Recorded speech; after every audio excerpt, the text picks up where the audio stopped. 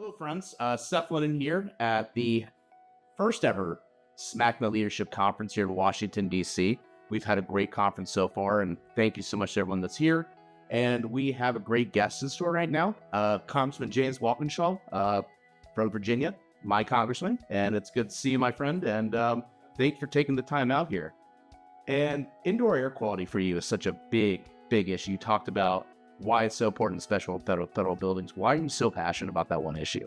I think it's really important to recognize that just like we are what we eat, we are what we breathe. And air quality and indoor air quality affects every aspect of our lives and health and productivity. And we probably should have always known it, but I think COVID and the challenges of the pandemic highlighted it for millions of Americans. And I think there's a window of opportunity now to push to really make the investments, especially in our public buildings, our schools and our government buildings, to improve indoor air quality, which will improve public health. And talk about some of the specific actions you've been taking, because you've really been a champion on these things on the Hill, and not just in words, but also in actual physical legislation, lawmaking. Tell us about some of the things you've really been pushing. So one of the things that I am fighting for right now is to pass legislation to require an improvement in the indoor air quality in federal government buildings. So there are 350,000 federal buildings owned or leased.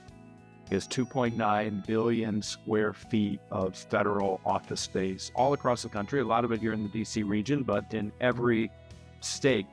And a lot of those buildings are woefully out of date. All of the systems in their buildings wouldn't meet modern standards, certainly don't meet the modern standards that we should have in terms of indoor air quality. So I'm working on legislation to create an inventory of all of those buildings, understand what our baseline is in terms of the indoor air quality and the ventilation systems, the HVAC systems, the filtration systems, and then we can go to work getting funding to improve those systems and improve the indoor air quality, which will make our federal workforce more productive. Absolutely. And you made the great line of the federal government is the largest landlord in the United States.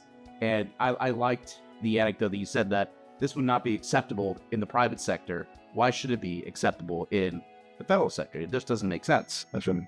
Yeah, Fortune 500 company opening a new headquarters would not accept that building not having modern HVAC, ventilation, filtration systems.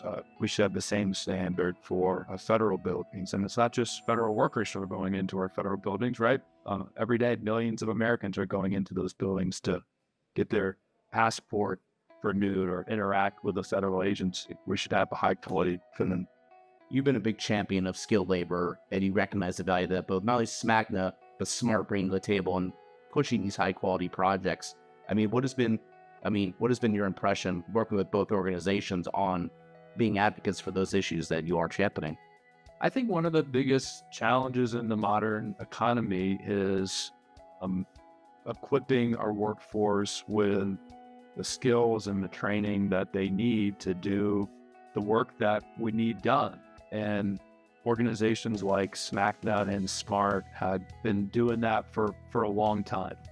And the investments that they make in training the workforce and upskilling the workforce and providing the opportunity for people to make a shift into a new career, maybe mid-career, benefits not just SMACNA and SMART, but the entire economy and the whole country. So I think that partnership between the businesses, between labor and government is really, really critical. Now, Congressman, you and I kind of have a common thread. We're both former congressional staffers, and a lot of our members have been working directly with staff on addressing these issues. How important is it for advocates from associations, from organizations like ours, to build those relationships with staffers, because they are the conduit to the lawmaking? Why is that so critical? It's really critical and important. And look, the reality is the staff here in Congress are doing 99% of the work behind the scenes, especially when it comes to getting a piece of legislation across the finish line. So having those relationships and, making sure that they hear your story, right? What your business is facing back home in their members district is really, really valuable. And, it's just, you can do that maybe virtually or over the phone, but there's a lot of benefit to sitting across the table from someone in person and saying, here's what we're dealing with in our industry, in your district, and here's what we think and make things better.